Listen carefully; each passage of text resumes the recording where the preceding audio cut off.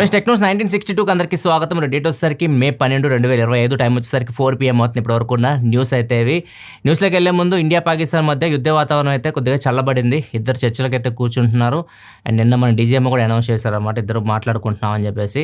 So ఇంకొకసారి కానీ ఇండియాలో మేబీ అటాక్ అని జరిగింది అనుకోండి, దాన్ని యాక్ట్ ఆఫ్ వార్ కింద అయితే కండక్ట్ చేయొచ్చు. అంటే డైరెక్ట్గా యుద్ధం ప్రకటిస్తున్నట్టు దేశం మీద. ఇప్పటిదాకా మనం చూసింది యుద్ధం అయితే కాదు, జస్ట్ టిట్ ఫర్ టాట్ అనమాట. ఇంకోసారి జరిగితే మొత్తం దాన్ని యాక్ట్ ఆఫ్ వార్ కింద మనం డిక్లేర్ చేయొచ్చు. చూడాలి ఏమవుతుందో. ప్రస్తుతానికి అయితే కొద్దిగా సెటిల్ అయింది. ఏదైతే ఎయిర్పోర్ట్స్ మూసేశారో ఒక 32 ఎయిర్పోర్ట్స్, వాటిని మళ్ళీ రీఓపెన్ చేశారు. లాస్ట్ 1 వీక్ లో ఇండియా మీద 30-40 సైబర్ అటాక్స్ కూడా జరిగినాయి. వాటన్నిటిని కూడా తిప్పికొట్టాం. ఓవరాల్ గా ఇండియా డిఫెన్స్ సిస్టమ్ మొత్తం ఇప్పుడు తెలిసింది మనకి. ఎవరైనా మన మీద అటాక్ చేయాలని చూస్తే మన డిఫెన్స్ సిస్టమ్ ఎలా ఉంది, అండ్ మనం అటాక్ చేస్తే వాళ్ళ ఎయిర్ బేస్లు కానీ చాలా వరకు డ్యామేజ్ అవుతాయని. ప్రజెంట్ అయితే ఇండియా హ్యూమనాయిడ్ రోబోట్స్ మీద వర్క్ చేస్తుంది.